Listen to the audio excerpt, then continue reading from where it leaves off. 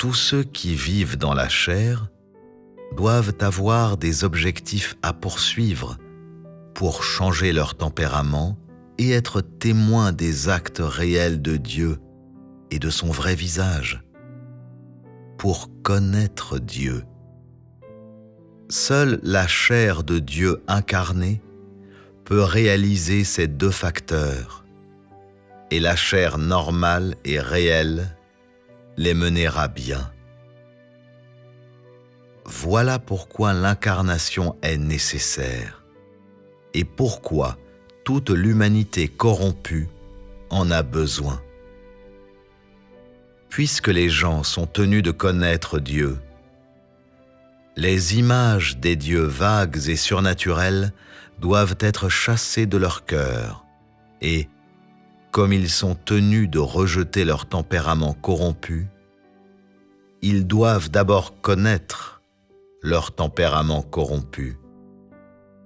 Si l'homme ne fait le travail que pour chasser les images des dieux vagues du cœur des gens, il ne réussira pas à atteindre l'effet approprié.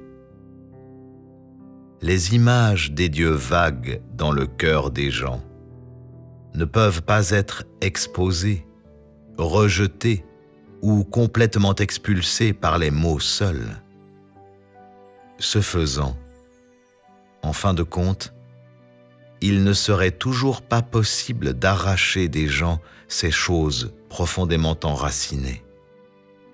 Seul le Dieu concret et l'image vraie de Dieu peuvent remplacer ces choses vagues et surnaturelles pour permettre aux gens de les connaître progressivement. Et ce n'est que de cette façon que le bon effet peut être atteint. L'homme reconnaît que le Dieu qu'il cherchait dans le passé est vague et surnaturel. Le leadership direct de l'esprit ne peut pas obtenir cet effet, encore moins les enseignements d'un certain individu, mais le Dieu incarné le peut. Les conceptions de l'homme sont mises à nu quand le Dieu incarné accomplit officiellement son travail, car la normalité et la réalité du Dieu incarné sont l'antithèse du Dieu vague et surnaturel dans l'imagination de l'homme. Les conceptions originales de l'homme ne peuvent être exposées que par leur contraste avec le Dieu incarné.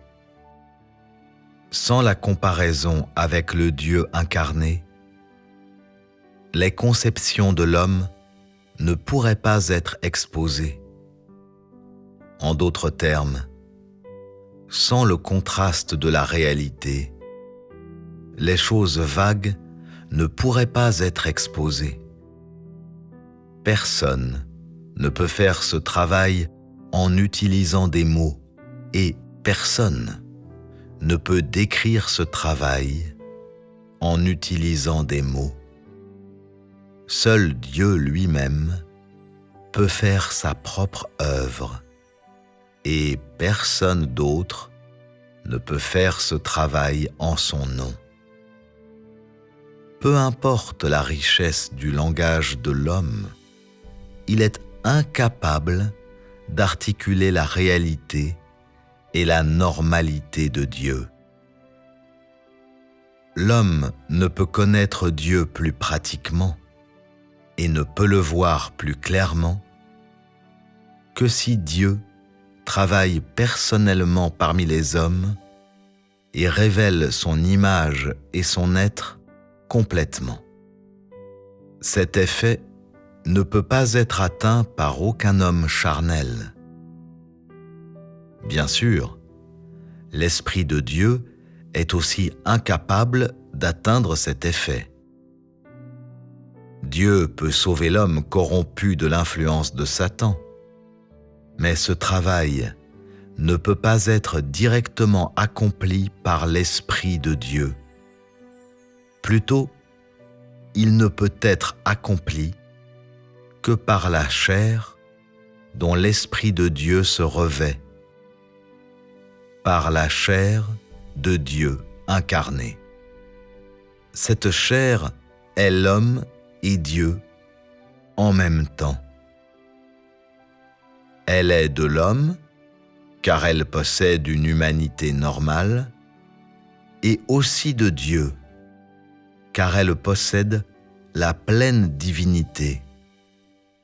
Et donc, même si cette chair n'est pas l'Esprit de Dieu et diffère grandement de l'Esprit, c'est quand même le Dieu incarné lui-même qui sauve l'homme, le Dieu qui est esprit et chair.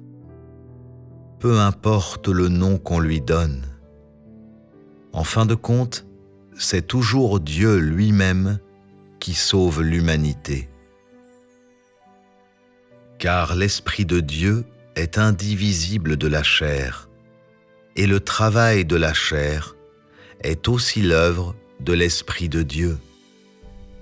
Seulement, ce travail ne se fait pas en utilisant l'identité de l'Esprit, mais en utilisant l'identité de la chair. Le travail qui doit être fait directement par l'Esprit ne nécessite pas l'incarnation, et le travail qui doit être fait par la chair ne peut pas être fait directement par l'Esprit, et seul le Dieu incarné peut le faire. Ceci est requis pour ce travail, et est requis par l'humanité corrompue. Des 3 étapes de l'œuvre de Dieu, une seule étape a été réalisée directement par l'Esprit, et les 2 autres étapes sont réalisées par le Dieu incarné, et non directement par l'Esprit. Le travail de la loi fait par l'Esprit n'a pas inclus le changement du tempérament corrompu de l'homme.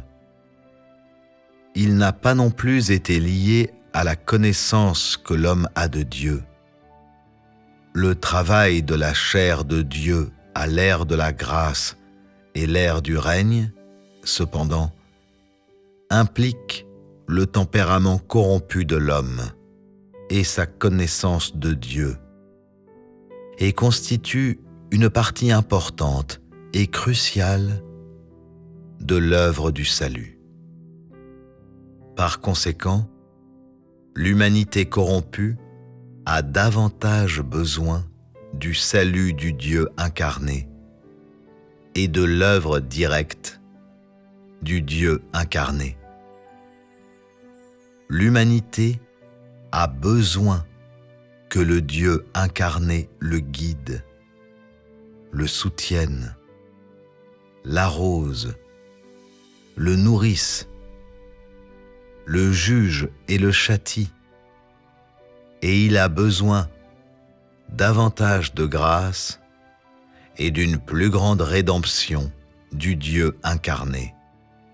Seul Dieu dans la chair peut être le confident de l'homme, le pasteur de l'homme, l'aide actuelle de l'homme. Et tout cela démontre la nécessité de l'incarnation aujourd'hui et dans le passé.